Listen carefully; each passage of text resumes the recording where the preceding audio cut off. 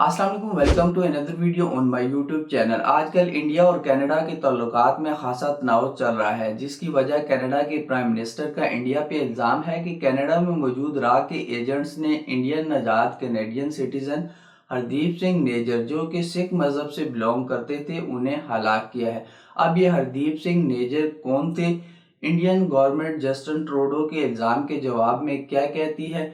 Canada ने Indian high commission के किस ऑफिसर को कनाडा से निकाला और इंडिया ने इसका क्या जवाब दिया? खालिस्तान मूवमेंट क्या है और इस मूवमेंट का इस कत्ल से क्या रिलेशनशिप है, और इस सारे मामले में इंडिया पाकिस्तानी इंटेलिजेंस एजेंसी को क्यों इन्वॉल्व कर रहा है? आज की इस वीडियो में हम इन्हीं सवालों के जवाब ढूंढेंगे। तो चलिए आज की ये वीडियो शुरू करते हैं।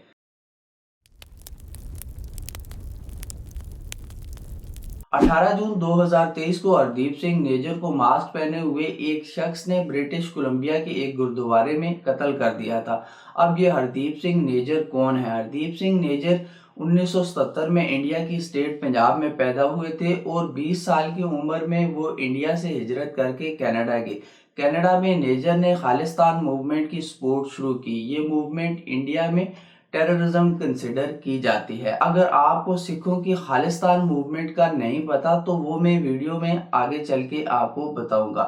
हरदीप सिंह नेजर खालिस्तान की सपोर्ट में एक कदम आगे बढ़े और उन्होंने बाबर खालसा इंटरनेशनल ऑर्गेनाइजेशन को ज्वाइन किया, जिसको इंडिया एक टेररिस्ट ग्रुप कंसिडर करता है।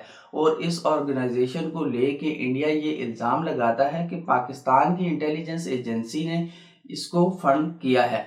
इसके साथ साथ हरदीप सिंह ने एक और ऑर्गेनाइजेशन सिक्स फॉर जस्टिस को भी ज्वाइन किया, जिसकी डिमांड भी यही है कि उन्हें सेपरेट स्टेट खालिस्तान दी जाए। अगेन ये ऑर्गेनाइजेशन भी इंडिया में टेररिस्ट ऑर्गेनाइजेशन समझी जाती है।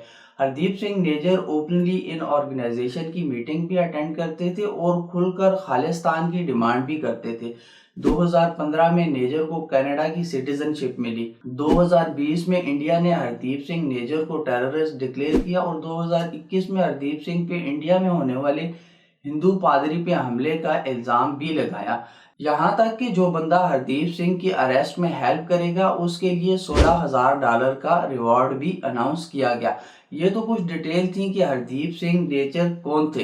हरदीप सिंह के कत्ल के 3 माह बाद जस्टिन ट्रूडो ने अपनी पार्लियामेंट का ज्वाइंट सेशन कॉल किया और उसमें इंडिया पे इल्जाम लगाया कि 3 माह की लगातार इन्वेस्टिगेशन से कैनेडियन सिक्योरिटी एजेंसी ने ये पता लगाया है कि हरदीप सिंह के कत्ल में इंडियन गवर्नमेंट के एजेंट्स मुलविस है और ये कनाडा के लिए अनएक्सेप्टेबल है।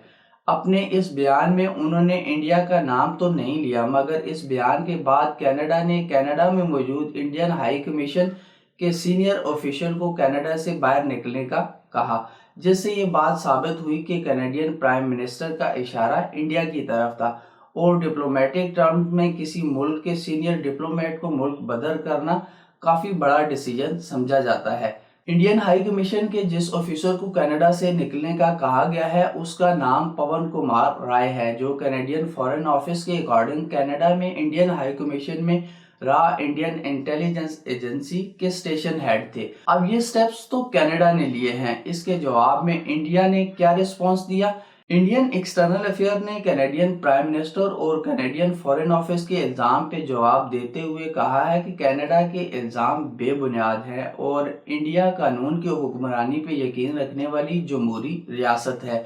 Indian ministry of external affair ने ये भी मेंशन किया कि ऐसा ही कुछ G20 इजलास में कनाडा के प्राइम मिनिस्टर ने मोदी से भी कहा था, जिसकी उन्होंने नफी की थी। और ऊपर से हिंदुस्तान ने कनाडा पे ये इल्ज़ाम लगाया कि वो कनाडा में खालिस्तान सेपरेट स्टेट के हामी सिखों को शेल्टर दिए हुए हैं, जो इंडिया को एक्सेप्टेबल नहीं है। इंडिया ने कैनेडियन पॉलिटिकल फिगर यानी Canadian prime minister Justin Trudeau पे ये इल्ज़ाम लगाया कि वो इन लोगों को ओपनली सपोर्ट करते हैं और इंडिया ये चाहता है कि कनाडा ऐसे लोगों के खिलाफ एक्शन ले। इसके साथ साथ इंडिया ने कैनेडियन एम्बेसडर को फॉरेन मिनिस्ट्री बुलाया और कनाडा के एक सीनियर डिप्लोमेट को इंडिया से 5 दिन में निकलने का हुक्म दिया, जो बिलीव किया जा रहा है कि ओलिवियर सिल्वेस्टर हैं, जो कि इंडिया में कैनेडियन इंटेलिजेंस एजेंसी के स्टेशन चीफ हैं।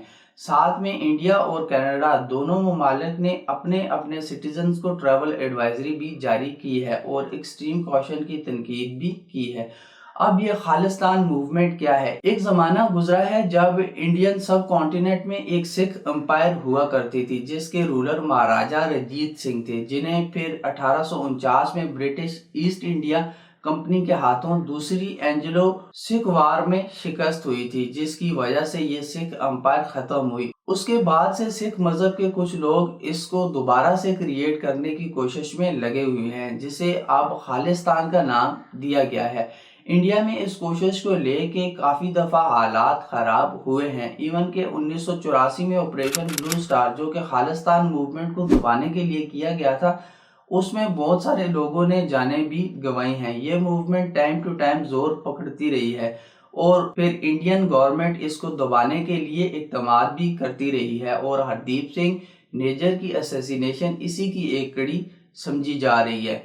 बाकी इंडिया की तरफ से कंटिन्यूसली पाकिस्तान और पाकिस्तानी इंटेलिजेंस एजेंसी आईएसआई को ब्लेम किया जा रहा है कि हरदीप सिंह नेजर टेररिस्ट था और वो आईएसआई के साथ मिलकर इंडियन सॉइल पे हमला करने का प्लान बना रहा था। और इंडिया का ऐसा करना आई थिंक नेचुरल सा है, क्योंकि पाकिस्तान और इंडिया में ऐसा ही होता है कि मामला जब खराब होता है तो वो एक दूसरे पर डाल देते हैं। इसके साथ साथ सोशल मीडिया पे अल्फाज की जंग भी जारी है। अब इससे आगे इस टेंशन को लेके क्या होगा, ये सवाल काफी इम्पोर्टेंट है, जिसका जवाब शायद ये है कि ये मामला कुछ अरसे में ठंडा पड़ जाएगा और इंडिया कनाडा के हालात नॉर्मल हो जाएंगे, क्योंकि अराउंड 1.4 मिलियन इंडियन ओरिजिन के लोग कनाडा में रहते हैं, जो कि कनाडा की कुल आबादी का 3.7% है। हाँ, ये है कि इन लोगों में खासी बड़ी तादाद सिख मजहब से ताल्लुक रखने वाले लोगों की है, जो कि अराउंड 7,70,000 है।